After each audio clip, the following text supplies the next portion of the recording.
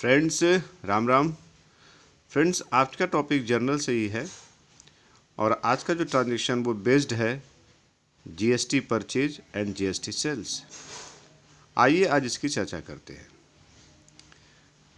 सबसे पहले हम जानते हैं कि जीएसटी क्या है।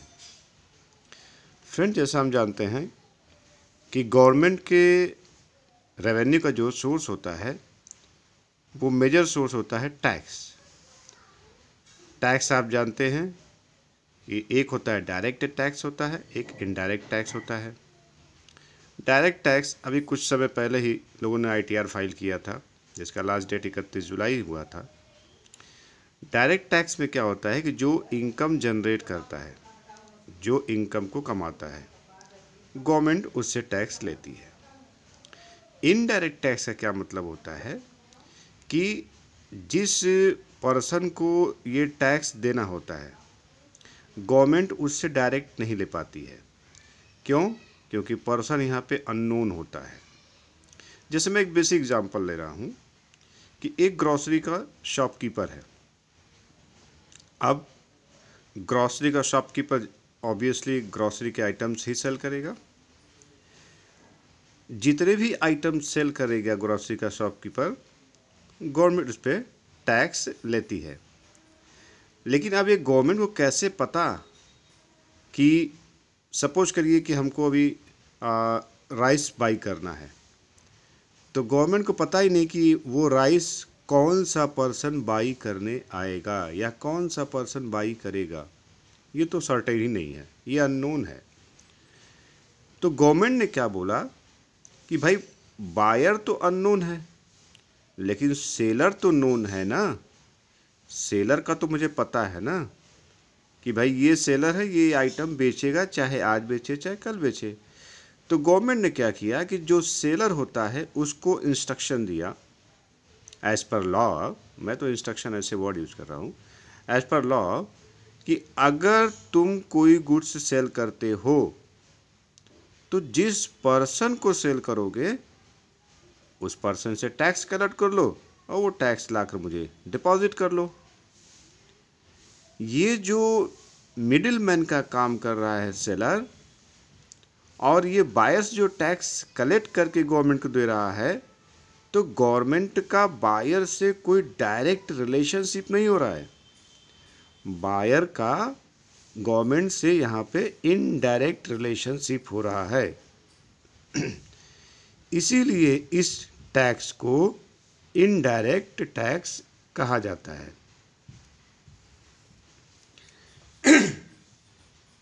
इसको एक डायग्राम से हम लोग समझ लेते हैं ताकि आपको आसानी हो।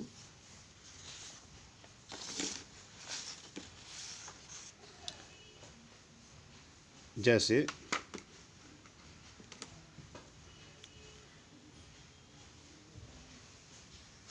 ये गवर्नमेंट है। गवर्नमेंट का मतलब क्या यहाँ पे है? जो टैक्स कलेक्टिंग बॉडी है, जिसको आप बोलते हैं सीबीईसी,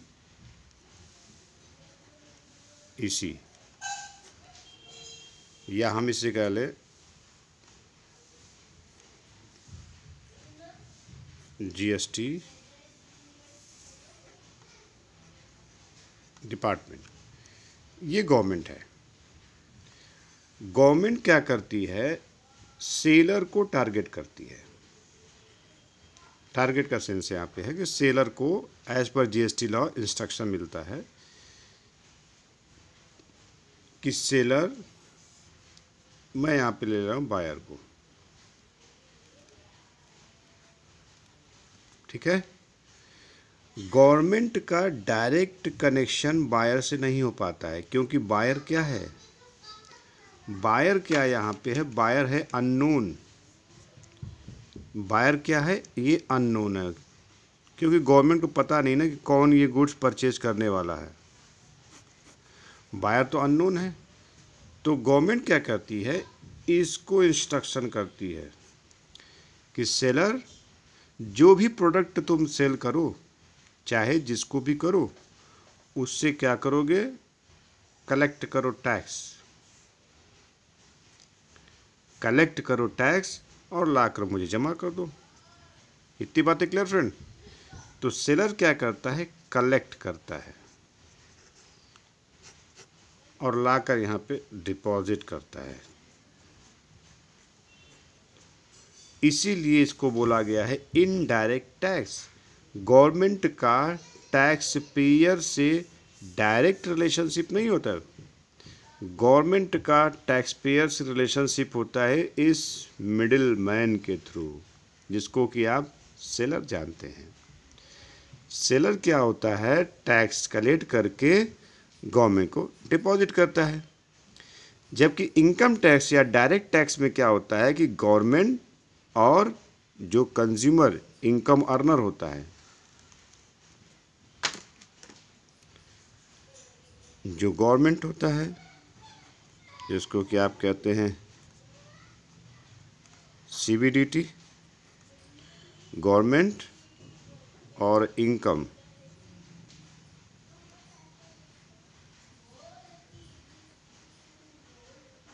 जिसको कि आप टेक्निकल वर्ड इसका असेसी है, टेक्निकल वर्ड असेसी है जो टैक्स पे करता है। यहाँ पे क्या होता है गवर्नमेंट का, गवर्नमेंट जो असेसी इनकम अर्न करता है उससे ये डायरेक्ट टैक्स लेती है। यहाँ पे इसका रिलेशनशिप डायरेक्ट है, इसीलिए इसको बोलते हैं डायरेक्ट टैक्स। और इनडायरेक्ट टैक्स का सेंस होता है कि गवर्नमेंट का रिलेशनशिप डायरेक्ट बायर से नहीं हो पाता है। रीज़न है कि ये अननोन है, कौन बाई करेगा न ये आपको पता हो पाता है न हमको पता हो पाता है, तो गवर्नमेंट की तो बात ही अलग है। तो यहाँ पे क्या है कि गवर्नमेंट सेलर के थ्रू बायर से टैक्स कलेक्ट कराता है और ये डिपॉजिट करता है। तो एक चीज़ तो इम्पोर्टेंट और मिल गया हमको कि जो सेलर है वो एक मिडिल मैन का काम करता है और ये अपने जेब से कुछ भी नहीं देता, ये यहाँ से कलेक्ट करेगा, यहाँ डिपॉजिट कर देगा। इस चेन को ही हम कहते हैं इनडायरेक्ट टैक्स साइकिल। फ्रेंड्स, मुझे लगता है कि ये कॉन्सेप्ट आपको क्लियर हुआ होगा कि आखिर में हम जीएसटी को इनडायरेक्ट टैक्स क्यों कहते हैं। आइए नेक्स्ट टॉपिक पे चलते हैं।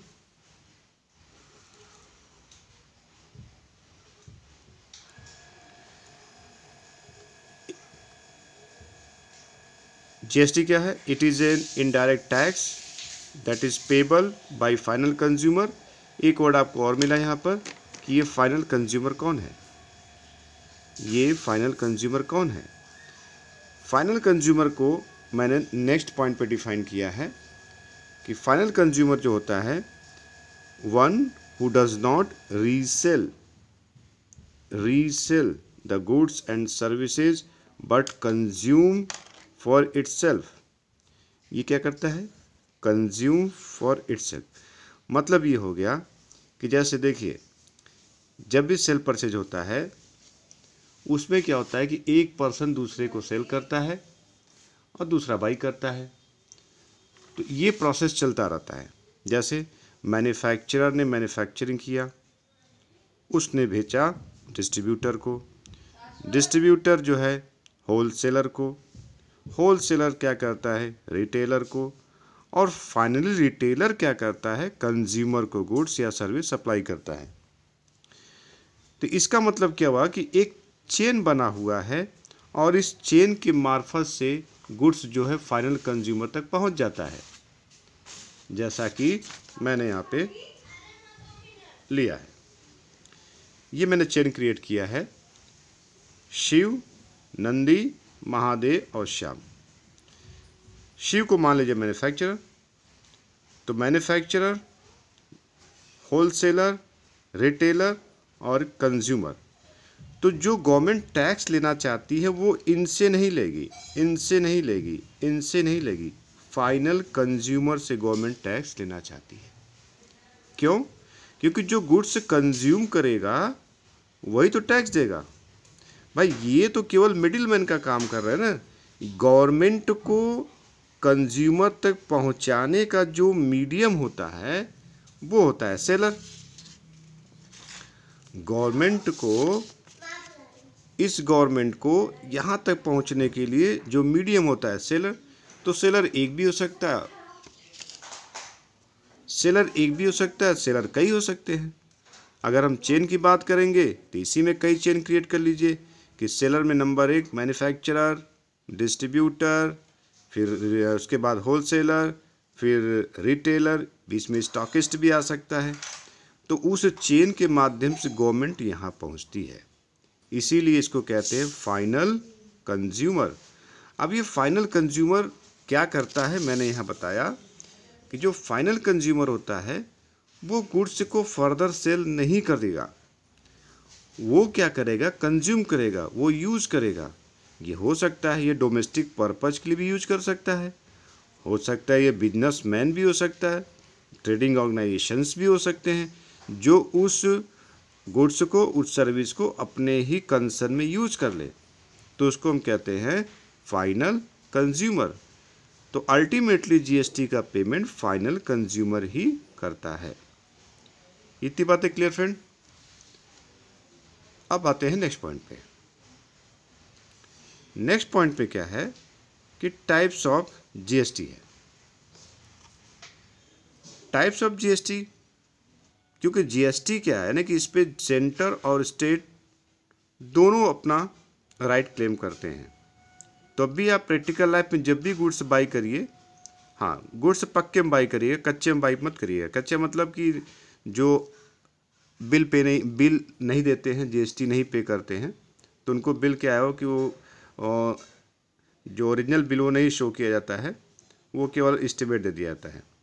तो जब भी आप पक्के का बिल लेंगे, और जितने भी ऑनलाइन परचेज करते हैं उनको पक्के का ही बिल मिलता है, उसमें आप चेक करिएगा, देखिएगा वहाँ पर कि वहाँ तो CGST, SGST या IGST ये उस पर मेंशन जरूर रहेगा। अब CGST SGST कहाँ होता है, कहता है कि जब कोई भी सेलर अपने गुड्स को किसी एक स्टेट की बाउंड्री में अगर सेल परचेज करता है, तो वहाँ पे जो जीएसटी एप्लीकेबल होता है, उस जीएसटी में जो 2 टैक्स एलिमेंट होते हैं वो होते हैं CGST और SGST होता है।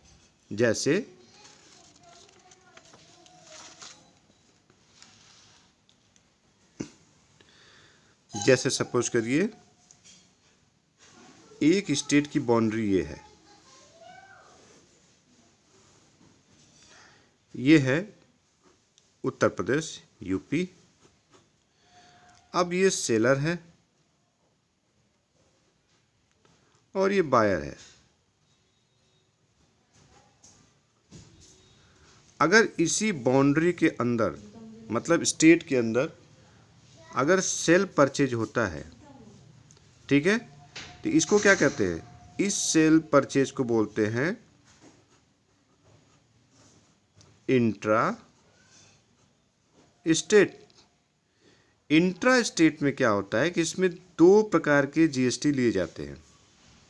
जो जीएसटी के टैक्स एलिमेंट होते हैं वो 2 हो जाते हैं।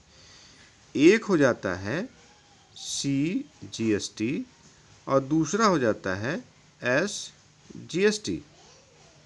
इतनी बातें क्लियर है कि अगर एक स्टेट के अंदर ही केवल मैं बोल रहा हूँ, बाहर नहीं जाएगा, सेल परचेज होता है, तो उसको हम क्या कहते हैं, इंट्रा स्टेट ट्रांजैक्शंस कहते हैं। क्या बोलते हैं, इंट्रा स्टेट ट्रांजैक्शंस कहते हैं। ठीक है फ्रेंड। और इस पे जो टैक्स का एलिमेंट होता है उसमें 2 होते हैं, CGST जो central goods and sales tax होता है, दूसरा होता है SGST state goods and sales tax होता है, services tax, sorry, central goods and services tax, and second है state goods and services tax. तो मैंने बताया यहाँ पर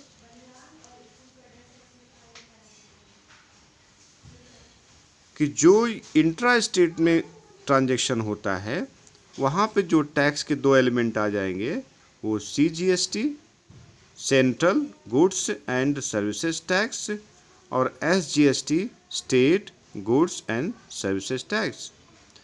अब भला उस समय क्या होगा जबकि स्टेट की बाउंड्री क्रॉस करेंगे आप। अगर इस स्टेट का पर्सन इस स्टेट में चला आता है, एमपी, मतलब यहाँ से यहाँ और यहाँ से यहाँ ट्रांजैक्शन होगा, यहाँ से यहाँ और यहाँ से यहाँ ट्रांजैक्शन हो जाए, तब इन दो स्टेट के बीच में जो होगा, जब एक स्टेट की बाउंड्री क्रॉस करके दूसरे स्टेट में सेल परचेज किया जाता है, एक स्टेट से दूसरे स्टेट में सेल परचेज अगर होता है तो इसको कहते हैं हम लोग हैं इंटर स्टेट ट्रांजैक्शन। क्या बोलते हैं? इसको बोलते हैं इंटर स्टेट ट्रांजैक्शन। ठीक है फ्रेंड। अब इस केस में क्या होता है, ये जो आप देख रहे हैं CGST और SGST, इसी का सम होता है IGST, integrated goods and services tax. तो फ्रेंड मुझे लगता है कि आपको ये दो थ्योरेटिकल पॉइंट में जो है, थ्योरेटिकल लेकिन ये है बहुत इंपॉर्टेंट जीएसटी को समझने के लिए, एक बेसिक फंडामेंटल्स है। तो टाइप्स ऑफ जीएसटी में आप देखेंगे कि अगर with in the state transactions होता है, सेल्फ परचेज होता है, तो उसे इंट्रा स्टेट कहते हैं। उसमें टैक्स के दो एलिमेंट होते हैं, एक होता है CGST, एक होता है SGST। अगर एक स्टेट से दूसरे स्टेट में ट्रांजेक्शन्स होता है या एक स्टेट से दूसरे टेरिटरीज में होता है ट्रांजेक्शन, तो उसे कहते हैं इंटर स्टेट ट्रांजेक्शन्स। उसको उसमें जो अप्लीकेबल जो टर्म है वो है IGST। इतनी बातें क्लियर फ्रेंड। अब आइए फाइनल पे। चूँकि GST का सेल भी होता है, GST का परचेज भी होता है, तो मैंने अभी बताया था आपको कि जो GST का सेल परचेज होता है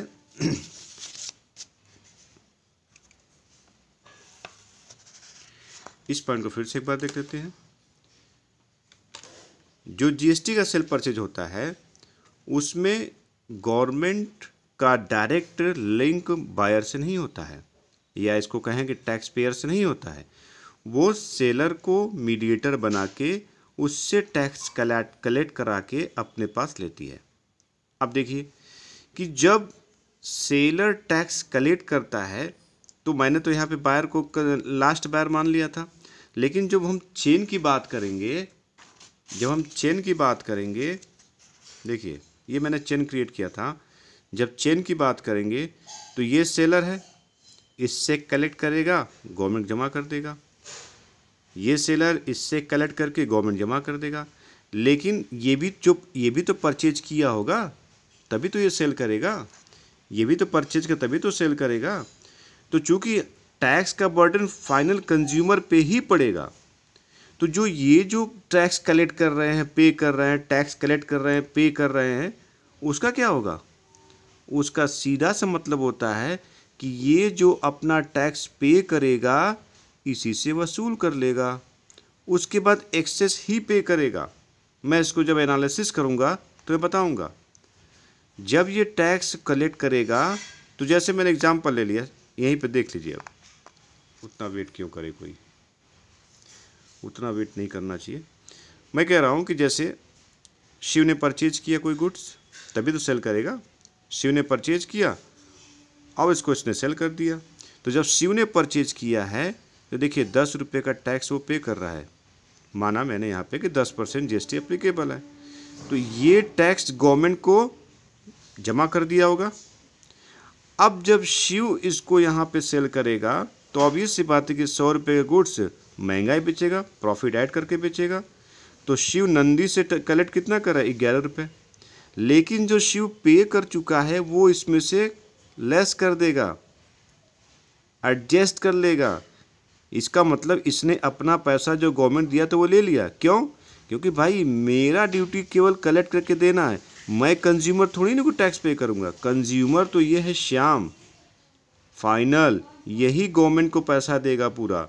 हम लोग क्या है, एक चेन है, इसके पास तक गवर्नमेंट को पहुंचाने के लिए। तो अब क्या होगा कि जो पैसा ये पे कर कर टैक्स पे किया है वो इसको ले लेगा।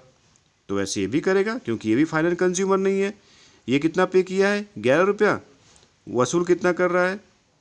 110 का माल, तो जाहिर सी बात है कि ज़्यादा में बेचेगा ना, प्रॉफिट पे ही हमेशा माल बिकता है। तो 110 का 130 का बेचा, 13 रुपया टैक्स बना। तो 13 रुपया वसूला ये महादेव से, लेकिन इसने पे कितना किया था? 11 रुपया।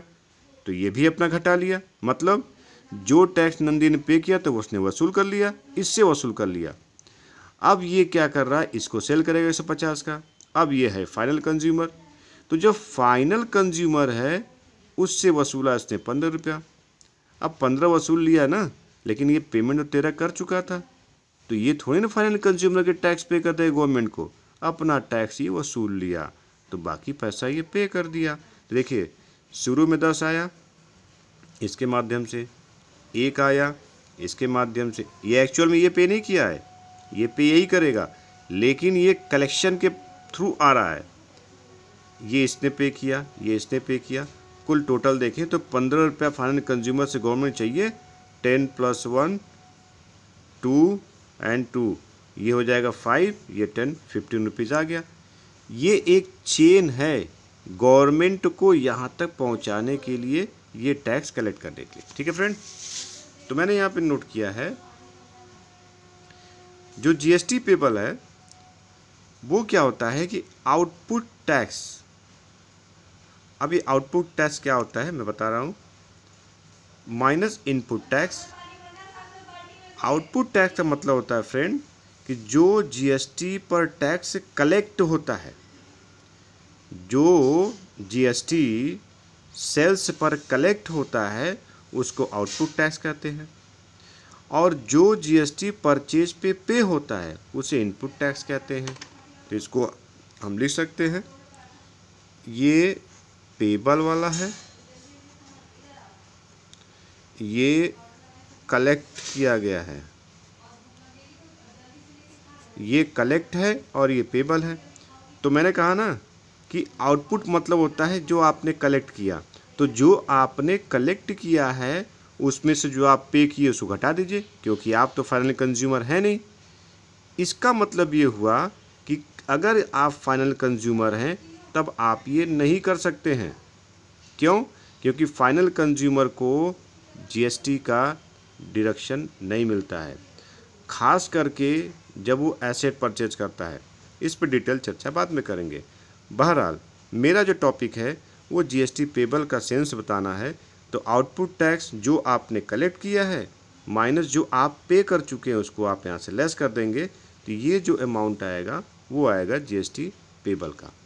फ्रेंड्स, मैंने इस थियरी के माध्यम से आपको एक प्रैक्टिकल अप्रोच बताया, और वो प्रैक्टिकल अप्रोच रेलेवेंट ही नहीं, आपके प्रैक्टिकल लाइफ में इसको समझने में बहुत हेल्प करेगा। तो इसको आप एक बार फिर से रिवाइज करिएगा, और मुझे यहाँ पे जो हो पा रहा है कि जो आपके डाउट होंगे वो क्लियर होंगे अकाउंटिंग के पर्सपेक्टिव में। मैंने यहाँ पे कोई लीगल एस्पेक्ट को डिस्कशन में नहीं किया है, क्योंकि लीगल एस्पेक्ट अगर डिस्कस किया जाएगा तो वो काफ़ी लेंदी होगा। ठीक है फ्रेंड्स, आज के लिए इतना ही। राम राम।